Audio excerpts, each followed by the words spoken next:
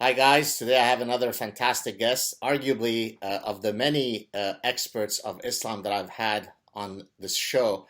He may certainly be on top of that list. Before I cede the floor to him, let me introduce him and some of his books. Uh, so I have with me today Ibn Warraq. That's a pseudonym, and he'll tell us about it in a second.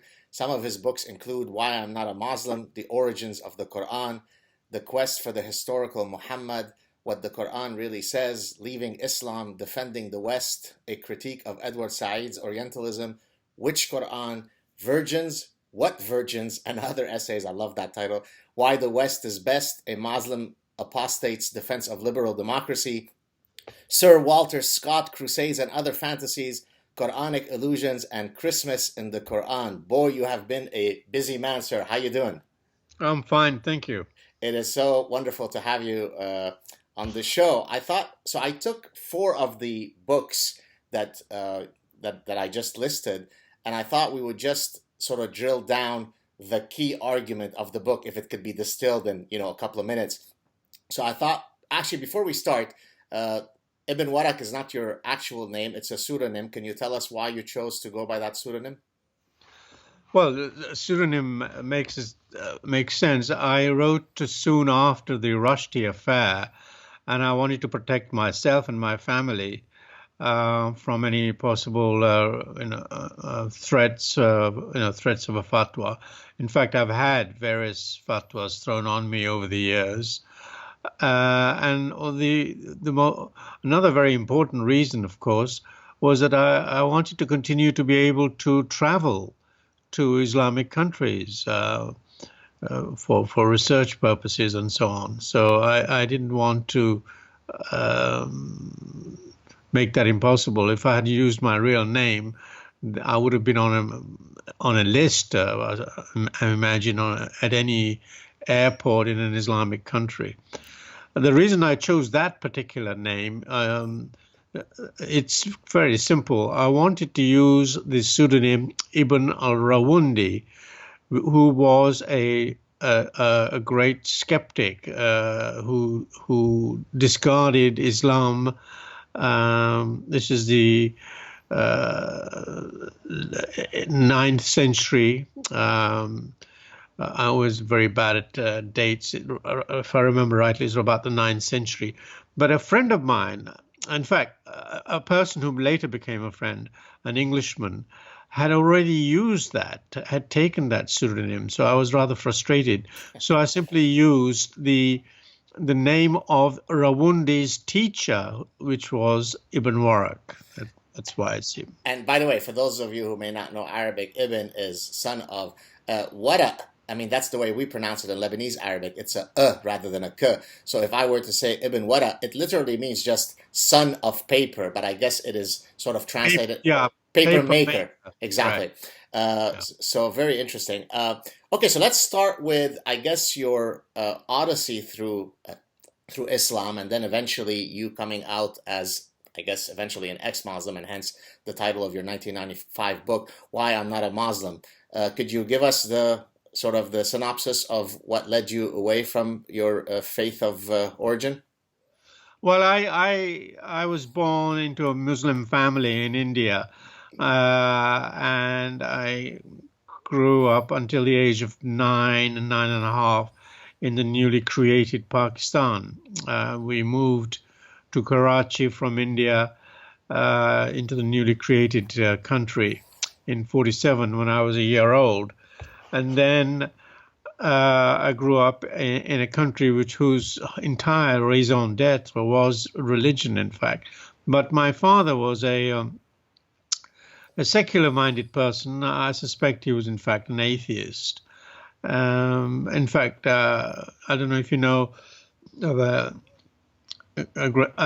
a Marxist scholar who now lives in England called Tariq Ali. He claims that all his father's generation, he's about my age, Tariq Ali, he says that all his father's generation were all atheists. So at that time in the 50s, many people didn't take religion particularly seriously. So I wasn't really indoctrinated, although I did go to a Quranic school. One of my earliest memories in Karachi is of going to a Quranic school.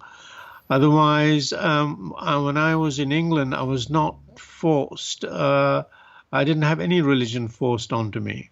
So I was away from Islamic influences. So by the age of 15, I remember discussing quite openly with my peers the existence of God and so on. And I was pretty skeptical right from the beginning.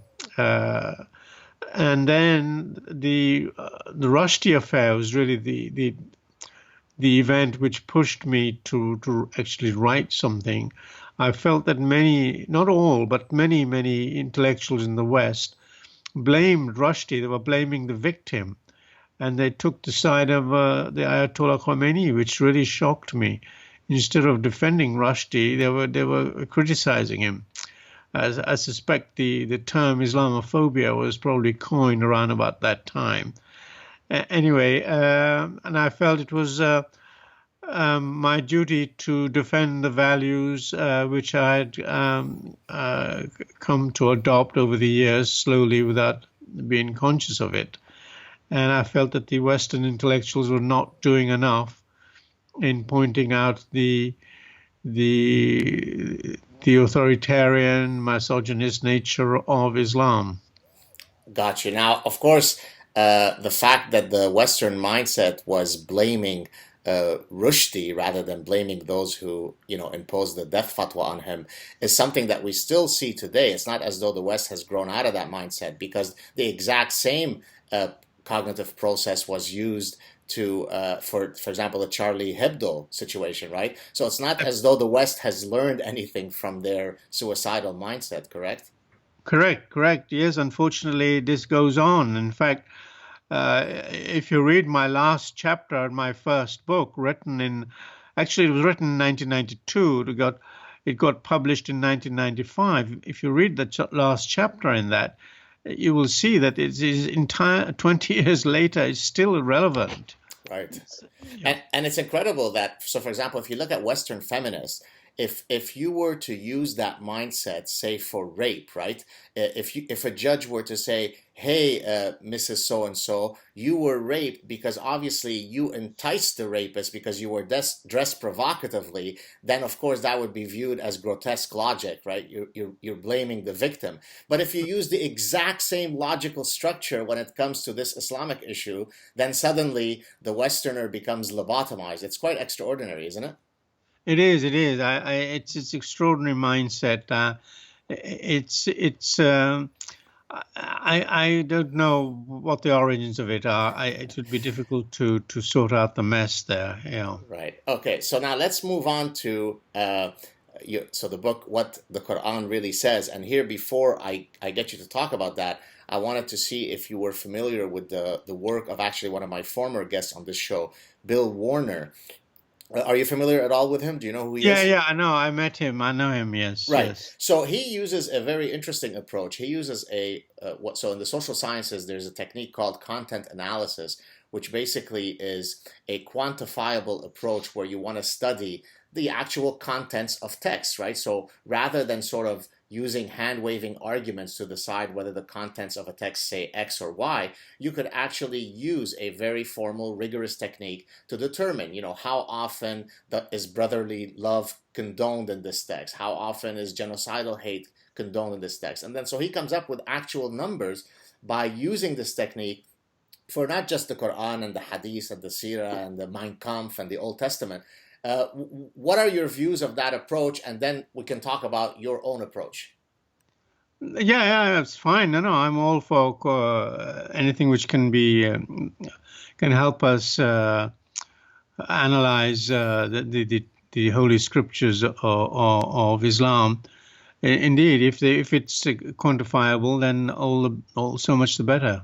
I'm all for it. Yeah.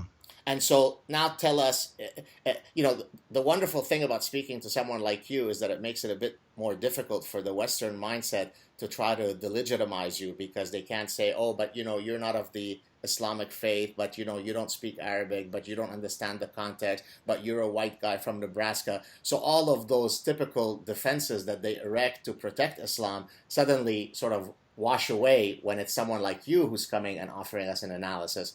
And so with that sort of preface, what does the Quran say? Is it a book of brotherly love and holding hands and singing John Lennon Imagine, or should we be worried about its contents?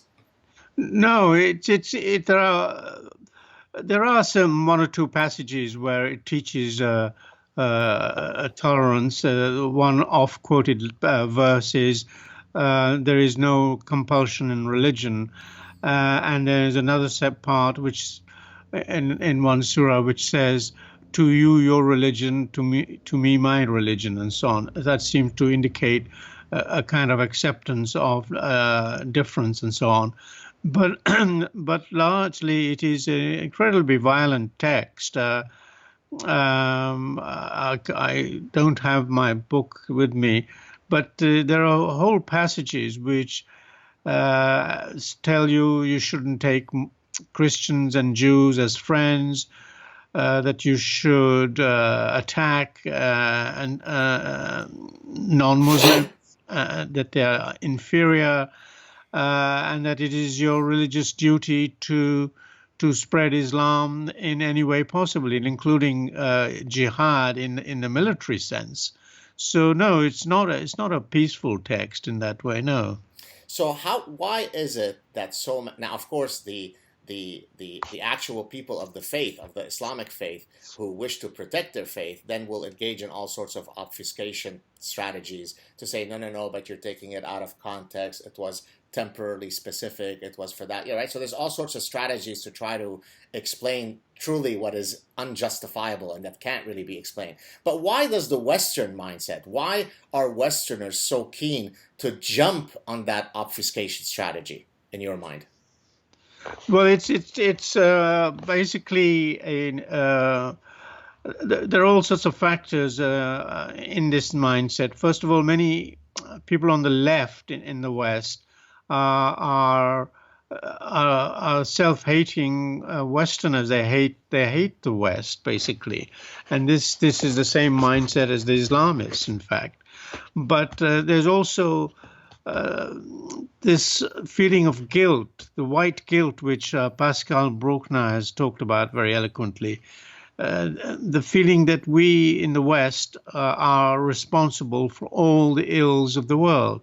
Something which Susan Sontag once said, that all the evil in the world comes from the West. She once said it, which is nonsense, of course. But slavery is another one, which is constantly held up before our eyes as a sign of the iniquity of Western civilization.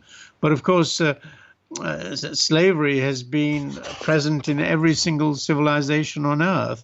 And in the Islamic world, of course, slavery predates anything that the West got up to, which was fairly late. And in many parts of the Islamic world, it continues.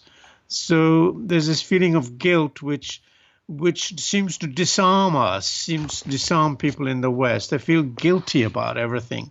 And then there's the colonial past, of course.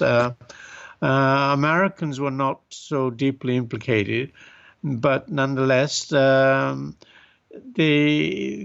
perception is that all white people are somehow racist by nature. This is how Edward Said put it. I wrote a book attacking him.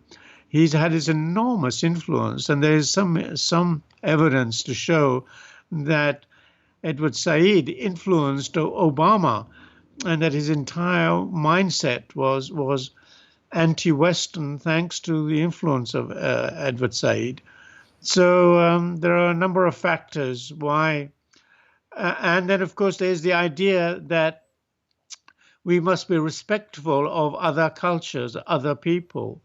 So there's a reluctance to pass any kind of cross-cultural uh, criticisms, and they're scared of they will be again be labeled racist. So there is a number of factors which have made it impossible for people to think critically about Islam. Well, I mean, speaking about your last point, where I guess I would call it cultural relativism, right? Exactly. Which of course goes hand in hand with the political philosophy of multiculturalism. I had on my show Professor Salim Mansour. Are you familiar with him at all? Do you know who he is? Yes, indeed, Yeah. yes, I know him. Yes. Right. So Salim wrote a book. If I'm going on memory here, I think he called it. The title of the book was "The Repudiation of the Multiculturalism Lie," or something to that effect. And of course, no country is more epitomizes that approach than Canada, right? I mean, Right. Pierre Elliott Trudeau was sort of the founder of this political philosophy as law, right? You're not when you allow people to come into your country, it is, quote, racist and inappropriate and bigoted to expect them to at least internalize the key foundational values of ethos of your culture. Rather, who are you to judge them? And so you end up with just outrageously broken moral compasses where you're unable to speak out against, the cutting off of clearances because that would be racist. I mean, who are you to judge the exotic practices of another? And if it weren't so sad, I mean, it would just make for wonderful satire, correct? Right. Right. No, it is. It has dreadful consequences, and we see it in most dramatic fashion in Great Britain, where the police and the social services turn a blind eye to all the grooming by Muslim gangs of young girls for sex, resulted in horrific rape of underage girls, and the police did nothing because they were afraid of being called racist. They turned a blind eye to this things going on under their very eyes. No, multiculturalism is based on some very basic misapprehensions. The idea that all cultures are equal is, as unfortunately, nonsensical.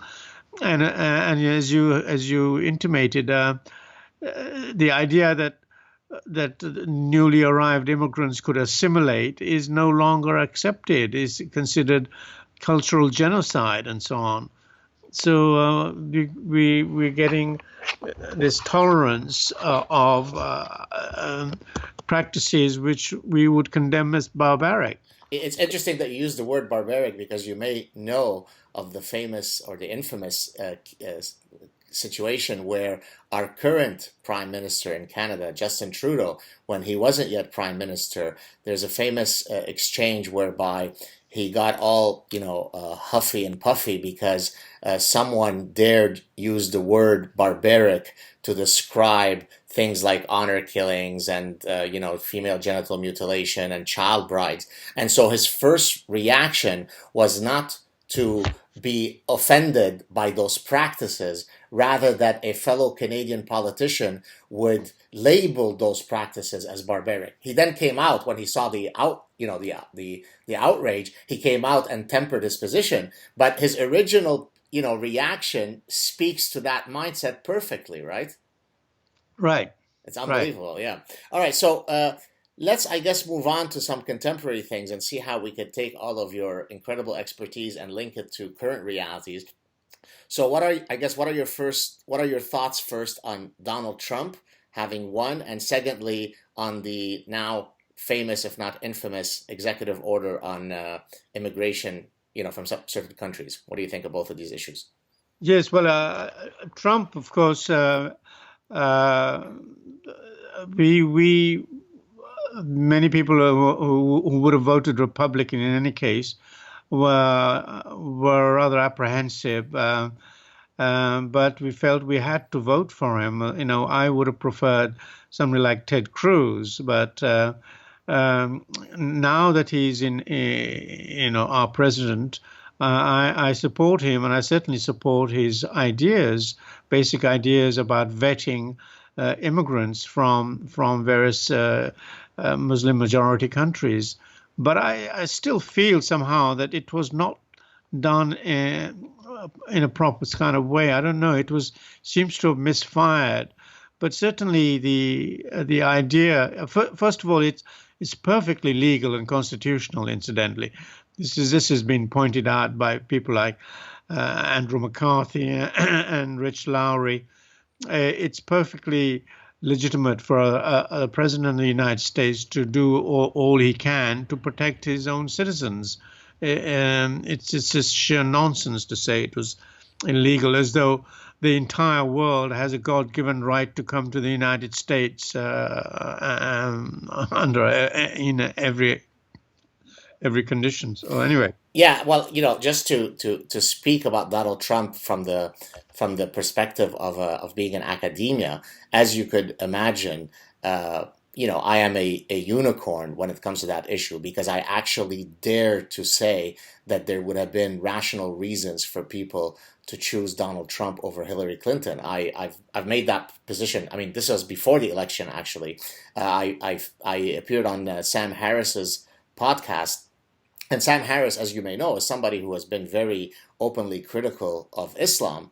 And yet when it came to the issue of, Hillary Clinton versus Donald Trump, he was absolutely clear that it would be lunacy to vote for Donald Trump and you had to vote for Hillary Clinton. And then I was explaining to him on his podcast that, look, if you use one attribute in making your decision, if the most important criterion for you is, say, immigration, and that's the one that you're going to use to choose between the two candidates, then it is perfectly reasonable to think that Donald Trump's position on immigration was superior to that of Hillary Clinton, and if only because of that cognitive process, you might choose Donald Trump.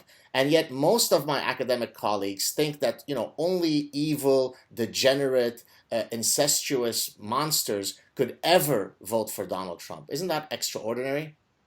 It is. That's precisely right. That I could not possibly face the idea of Hillary Clinton with her connections to the Muslim Brotherhood being in the White House. It would have been a complete and utter disaster. It also shows that the idea of the threat of Islam and the supremacist philosophy behind Sharia have not understood the nature of the threat. Even people on the Republican side have not understood it. I had several Republican friends phoning me, telling me not to vote for Trump. They said I should vote for Hillary Clinton, even though they were Republicans, which was appalling. It just shows it's a question of priorities, and I see the Islamic terrorism as an urgent issue, and Trump is doing something about it. He addressed it, in fact, even in his inaugural speech. He actually talked about Islamic terrorism, something which the Obama administration wasn't even willing to name as Islamic. Right. Now, I actually have made the following point. I want to get your reaction to it. We focus a lot, and rightly so, on the dangers of Islamic terrorism.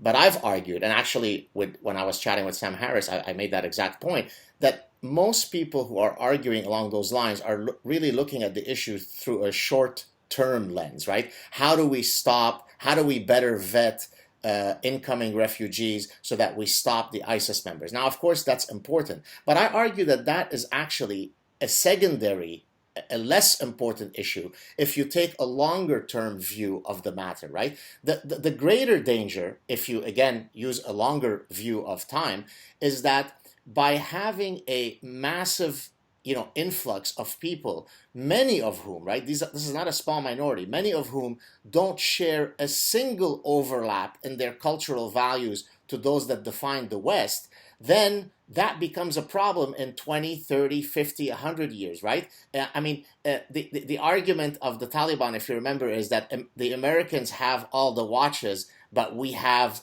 all the time in the world, right? And so the argument from that perspective is, if you're letting in 50, 100,000, a million people, 90% of which, 95% of which have genocidal hatred of the Jews in their heart, of gays in their heart, then that becomes the problem. And why would it be irrational to be concerned about that? It makes no sense to me. Yes, no, you're absolutely right. The notion, it is in the long run, it's very, very worrying, because of the people who think in that way are relentless. They will not give up. They have, as you said, they have all the time in the world, and we in the West are incredibly naive about the nature of the threat. They have, as I argued in my book, Why the West is Best, our values are really diametrically opposed in many ways to what is contained in the Sharia and Islam, even though maybe around the world not 100% would subscribe to everything that's in the Sharia, but those coming over do show an alarming percentage of those who come over do show animosity towards Western values. Yes. Now, look, the idea is that on any given day, I could weigh myself to know whether, as a result of what I've eaten that day, I've put on weight, I've lost weight, or my weight hasn't changed. Now, let's take this exact analogy and apply it to Islam, right? Again, I hate to have to preface this. We're not talking about individual people, each of whom has his or her faults and his or her qualities. We're talking about a set of beliefs codified as Islam. Well, if Islam makes its way into the West, so using the weight analogy, does that improve our liberties, make them worse, or keep them unchanged? Well, it would not take Einstein or Newton to recognize that with greater infusion of Islam in Western liberal secular societies, it's going to hinder our liberties. And so strictly from that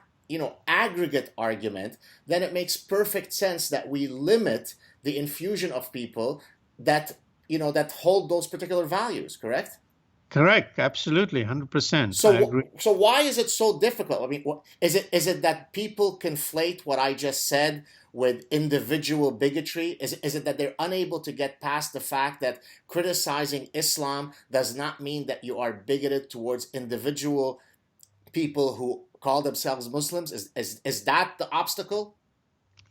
No, I think people just simply ignorant. They just don't want to read about it. I mean, I know, I better not name him, but he's a good friend, but he's very much a liberal intellectual, quite well known here, especially in New York. He, excuse me, he refuses to actually read anything about Islam. He doesn't even bother to read the Qur'an. It's extraordinary, this unwillingness to face the task of instructing ourselves on this rival ideology. Incredible. Going back to Sharia, you mentioned it a few minutes ago. I'm amazed when I see, I mean, of course, Westerners who proclaim that, hey, Sharia is so it's so diverse that you're being a bigot to only look at its ugly manifestations. But what amazes me is when someone like, if you remember him, Imam Rauf, the so-called Ground Zero Mosque guy.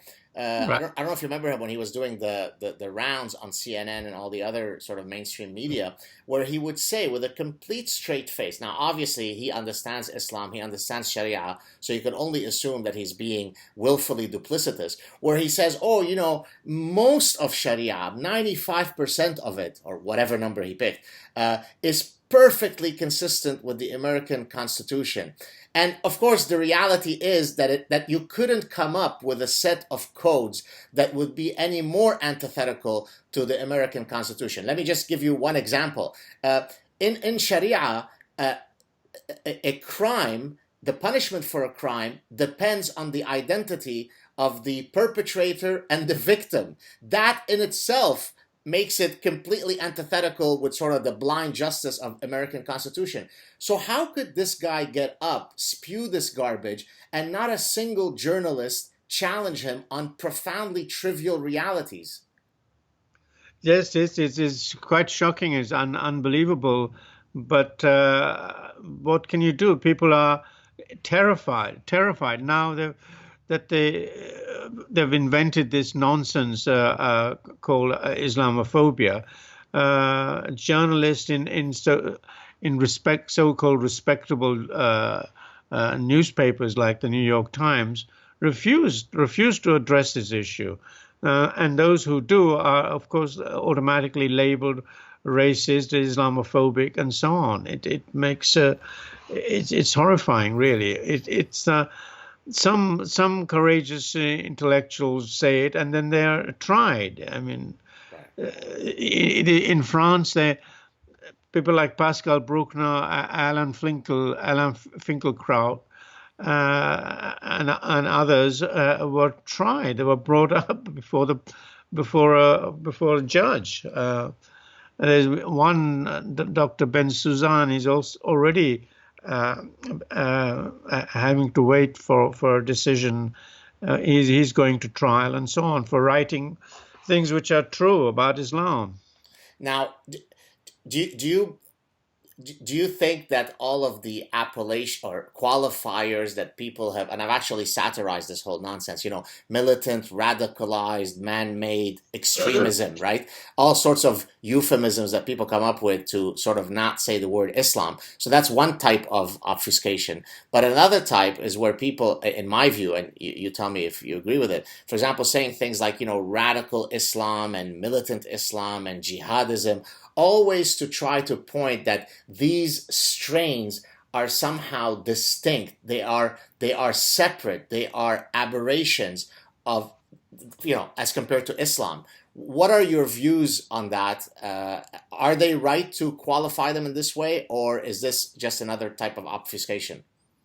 Well, it's difficult. It would be very, very difficult for somebody in the public eye, particularly, of course, a politician or even the president, to attack a religion, like even if it's a religion that you and I think of as being harmful.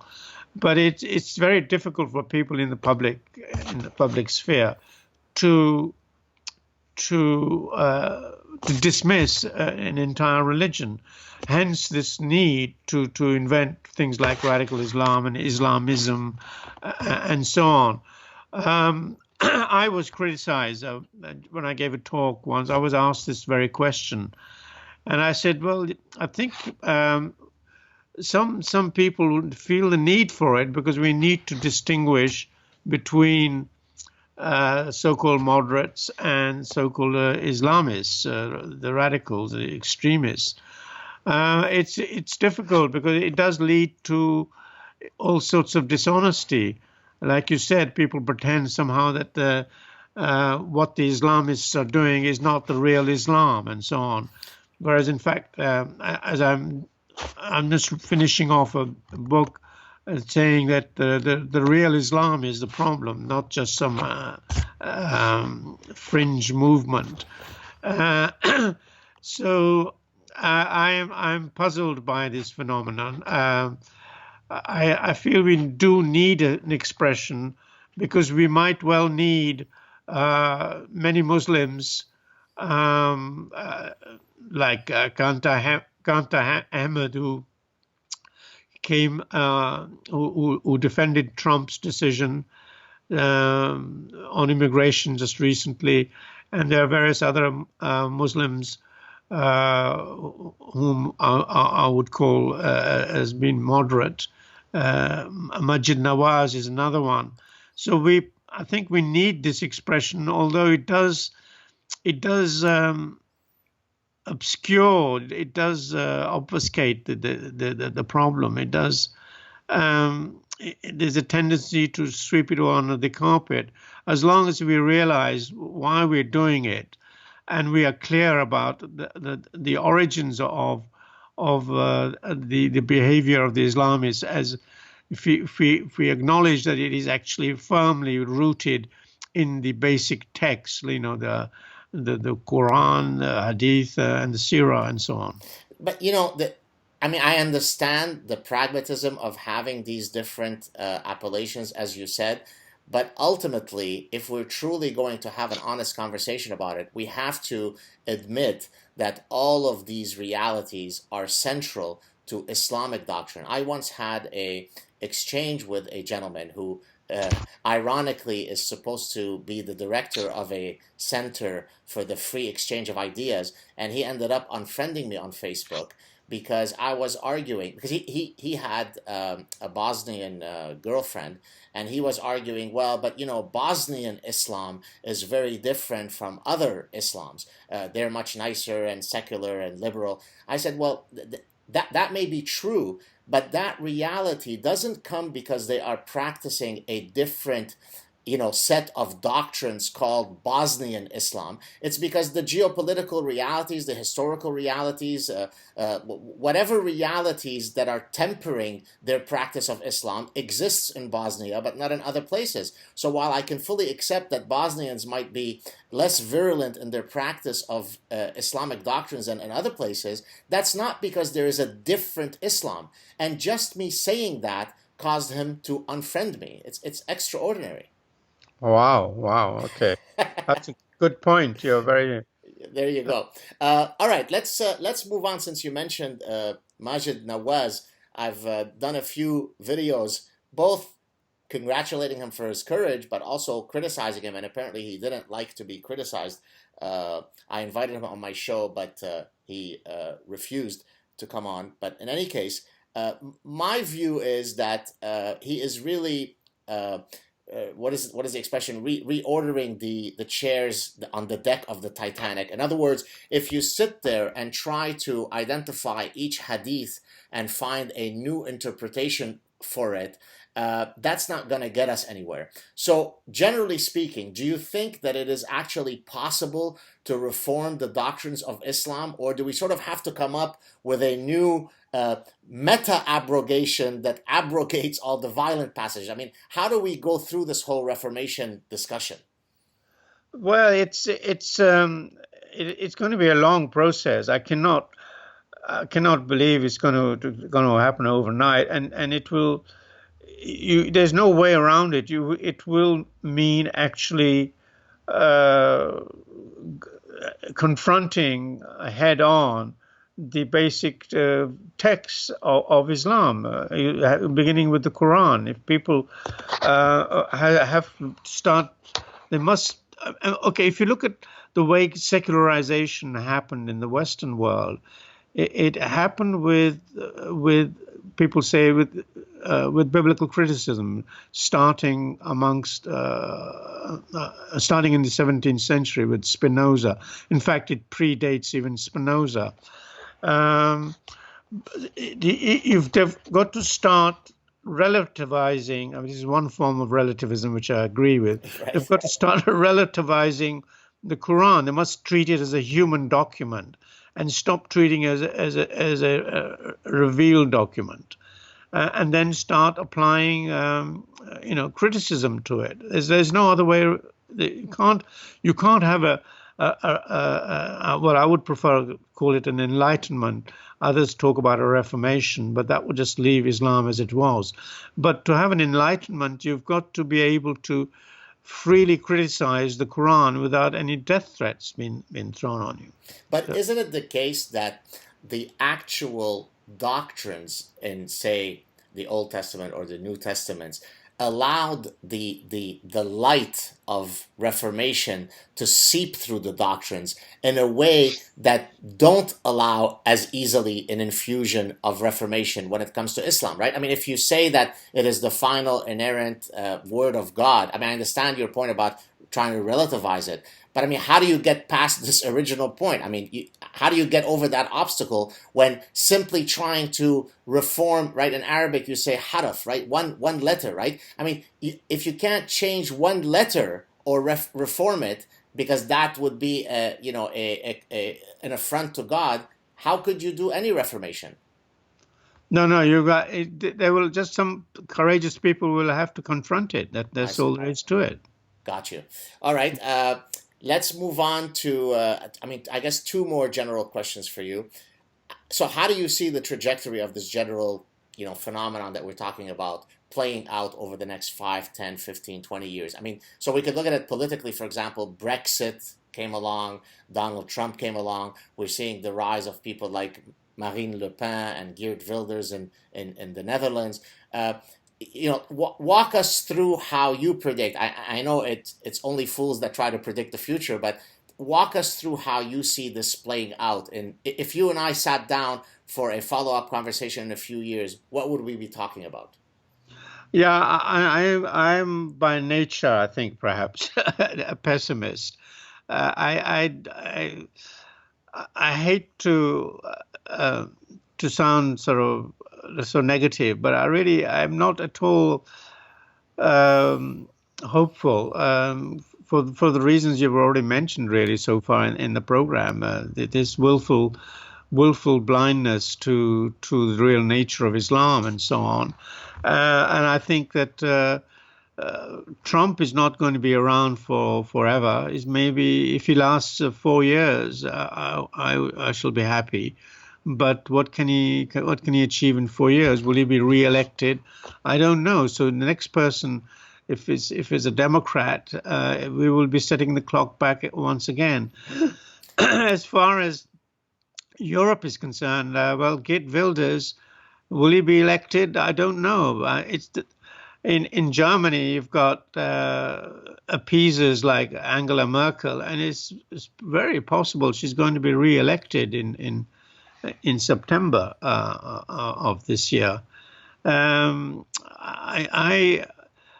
I think that in years to come, and let's say in 50 years' time, there will be whole pockets of areas, whole cities perhaps, like Leeds or Leicester in England, which will have its own Sharia law. Well, you're already seeing that in the United States, by the way, right? Right. Dearborn, Michigan, in some areas of Minnesota, you have that. So those who thought that sort of no-go zone Sharia zones wouldn't exist in the United States need to go and visit some of those areas, right? Exactly. So I think, and then there will be there will be more and more arguments from Western intellectuals saying, what's so bad about the Sharia? In fact, this has already been made. Over 20 years ago, there was an article, if I remember rightly, I think in one of the famous law reviews, arguing that Muslims in the West should be able to punish apostates, amazingly enough. Well, I think one of the sitting women on the Supreme Court, when she was at Harvard, lauded Sharia law. Isn't that true? Oh, that I didn't know. Yeah, I think is it Kagan, or I can't remember her name, but anyways, yeah, go on. Sorry to Okay. interrupt. Yeah, so there was another one more recently, Raoul Marc-Gerecht in the Weekly Standard was saying, basically, what's so bad about Sharia? So these arguments are coming, and they won't let up. Under a democratic administration, it's going to be even worse. They will not. We will be putting the clock back. There will be no criticism of Islam, no proper critiques of the Qur'an, and so on. Well, Keith Ellison, right, who I guess is I guess one of the front runners to become the head of the DNC, right?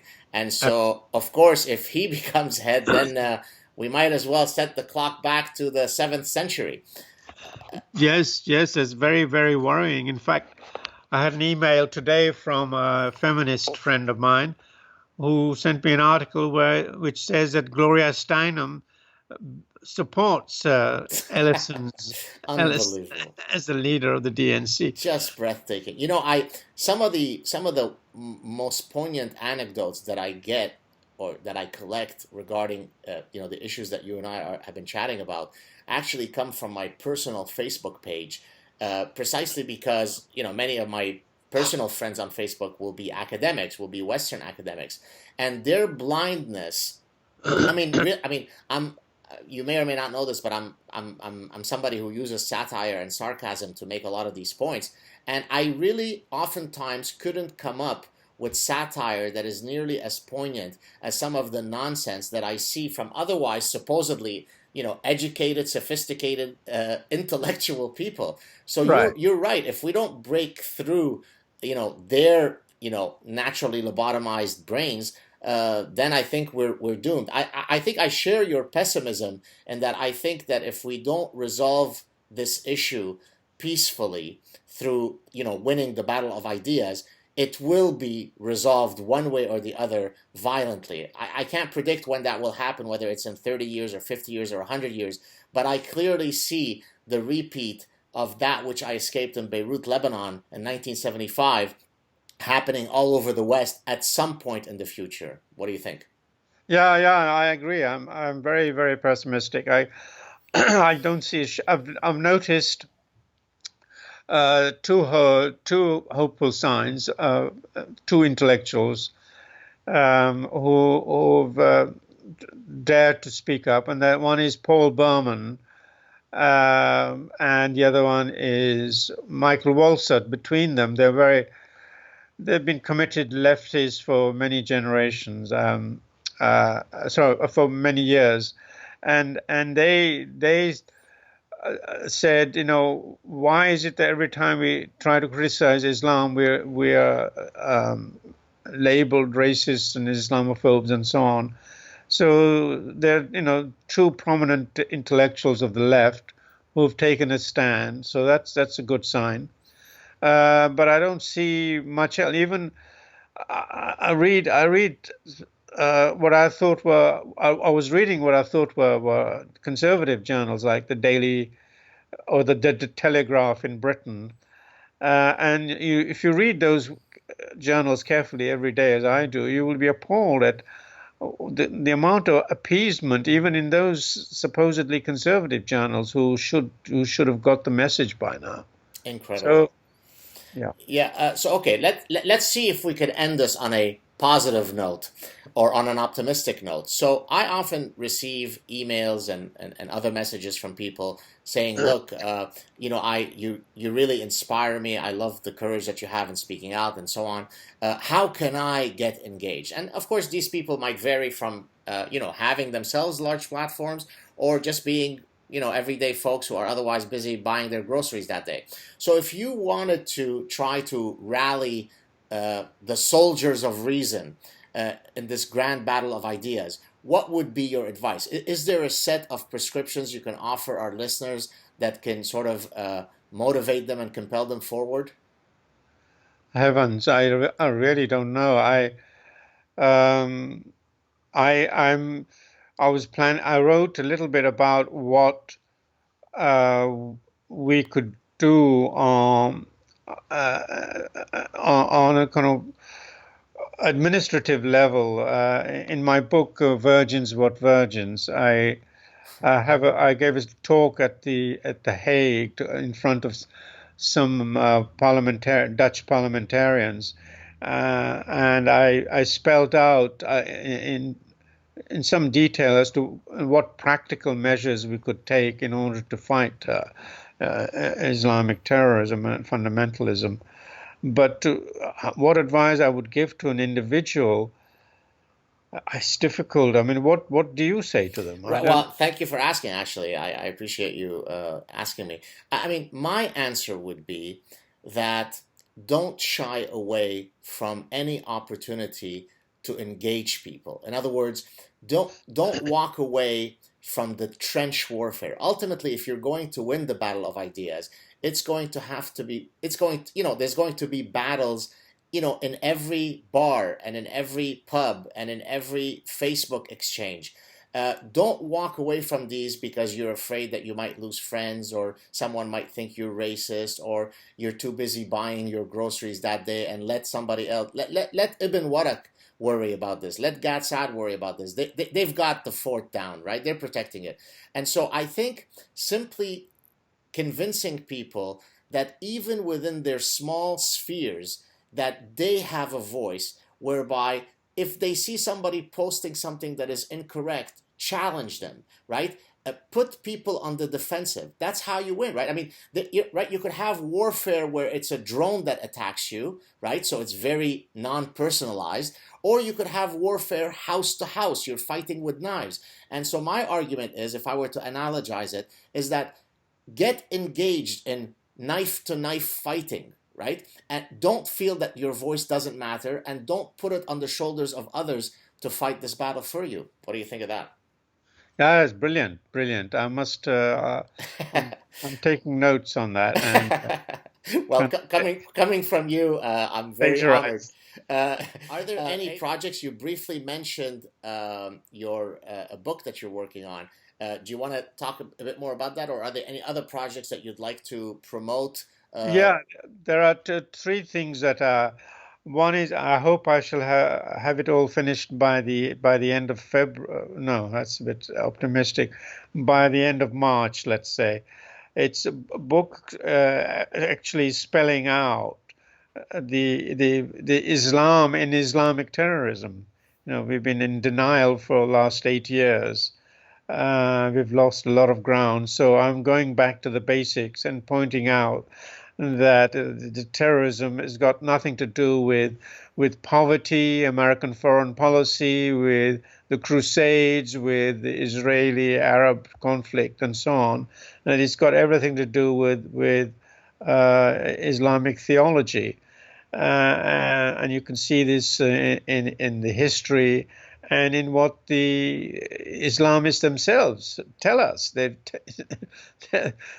sort of as clear as a noonday sun, you know. So that's one. Second, it was going to be all one book, but I decided that people don't read long books anymore. Second book, I hope to start as soon as I finish this one, is what, in effect, it would be what I would advise the Western governments to do, practical, not just vague, vague projects or vague advice. Like I had I better not name him, but in a conference, somebody who basically agreed that that Islam needed to be reformed. So his idea was we should embrace rationalism.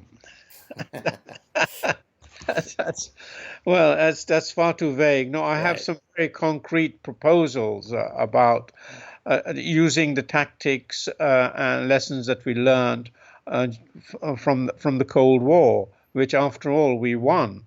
And we need to, for example, have a systematic a plan for translating the key texts of Western civilization into Arabic. But then people don't realize that there are different kinds of vernacular Arabic out there, and that we need to be able to reach as many people in the Islamic world as possible. And this would mean tackling this problem of translation. And that's one way of going about it, for example. So that's the second book. The third book is there has been an incredible, and this is for me is a hopeful sign, but many people on the right here in the United States wouldn't agree with me because they are very religious minded. Is the rise of atheism in the Islamic world in the last 10 years. So I have interviews. I have a survey of this phenomenon in the Islamic world, which for me is a hopeful sign. It's through them that we will get critiques of Islam or critiques of the Qur'an and so on. So do you think that, speaking of atheism, do you think it is possible for one day? I don't know if you know the book by Ali Rizvi, who was actually on my show. Do you know who he is? Yes, I haven't read the book. No. Right. So the book is the atheist Muslim. So I, for example, describe myself, as have many people throughout history who are Jewish, as an atheist Jew. Right. They are, Right. I have a very clear Jewish identity as part of a shared people, as part of a shared history, a shared history of persecution. So I'm very Jewish in that sense. But of course, I'm an atheist in that I don't believe in the details of the doctrines. Right. So Right. do you think a similar, uh, you know, creature can arise from the Islamic world, whereby people can say, yes, of course I'm Muslim, but I'm an atheist Muslim, right? I'm proud of Islamic architecture and Islamic songs and all sorts of wonderful richness that comes out Right. of Islamic societies. Is that feasible, or it's going to be more difficult to have that appellation? It's going to be difficult because it's still very, very dangerous to confess publicly that you're an atheist. Of course, many of these atheists remain culturally Muslim, but it's not at the moment. It's not possible really to come out into the open without endangering your life and the life of your family. So I'm hoping that this will happen. That they, um, perhaps it'll start with countries like Morocco, which is far more relaxed about these things. But I'm not certain because that many people will come out into the open. It's very tricky at the moment. Well, I'll end it with an Arabic expression: "Is Allah birid?" If God wants, atheism will flourish. Yeah. But in any case, it was an absolute delight and an honor to speak to you, and I hope that we can do it at some point again soon. Please stay on the line. Thank you so much for joining us, Ibn Warraq. Thank you very much Cheers. for Cheers. inviting me. Thank you. Cheers.